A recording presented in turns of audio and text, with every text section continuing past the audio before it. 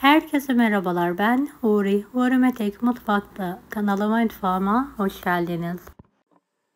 Lokum gibi pişen harika bir incir reçeli tarifi hazırlıyorum. Tatlı niyetini de tüketebilirsiniz. Tam kıvamında oluyor.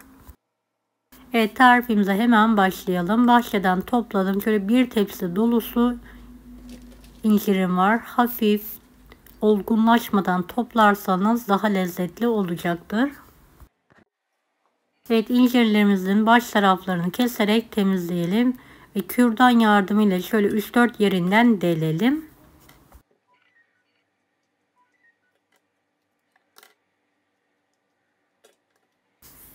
Beni hangi ülkeden veya şehirden izliyorsunuz merak ediyorum. Yoruma yazarsanız sevinirim.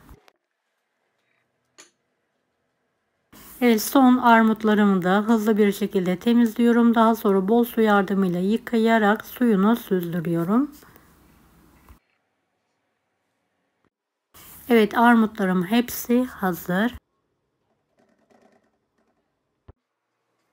Geniş bir tencerenin içine armutlarımızı alalım. 500 miligram su ekleyelim. Kapağını kapatalım. Ocağın üzerine alarak orta ateşte 10-15 dakika boyunca incirlerimizi pişirelim.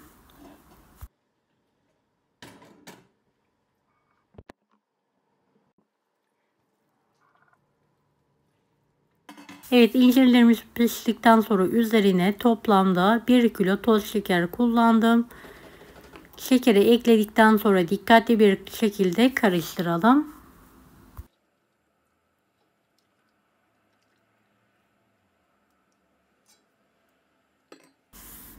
Evet, şöyle orta ateşte kıvam alana kadar incirlerimizi pişirelim.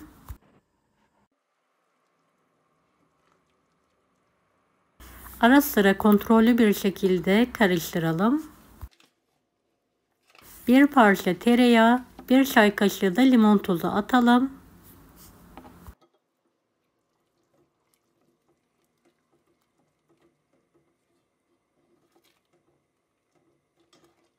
Evet, incirlerimiz kıvamını alana kadar pişirelim.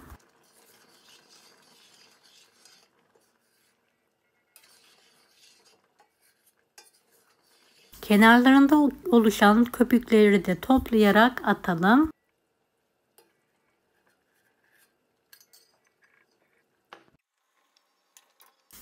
Evet, incir reçelim artık hazır. Bir tabak servis yapıyorum.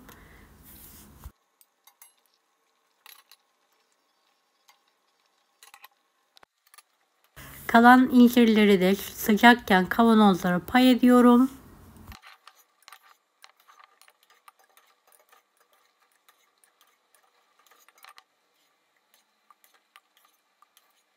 Önce tanelerini, daha sonra sularını kavanozladım.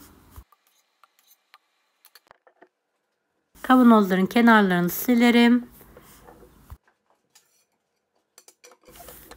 Yeni bir kapakla 2 geri 1 ileri tekniğiyle kapatalım ve ters çevirelim.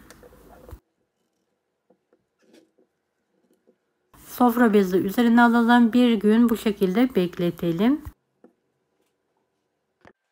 Evet, ertesi gün reçellerimi kontrol ediyorum. Kapakları tutmuş, karanlık serin yerde muhafaza edebilirim. Evet, reçelimin de kıvamını sizlere göstermek istiyorum. Gerçekten lokum gibi oldu. Muhteşem, mutlaka deneyin. Deneyecek olan herkese şimdiden kolaylıklar dilerim. Kanalıma ücretsiz abone olmayı unutmayın. Bir dahaki videolarda görüşmek üzere. Allah'a emanet olun. Hoşça kalın. Daha farklı tarifler için bunları da izlemeyi unutmayınız.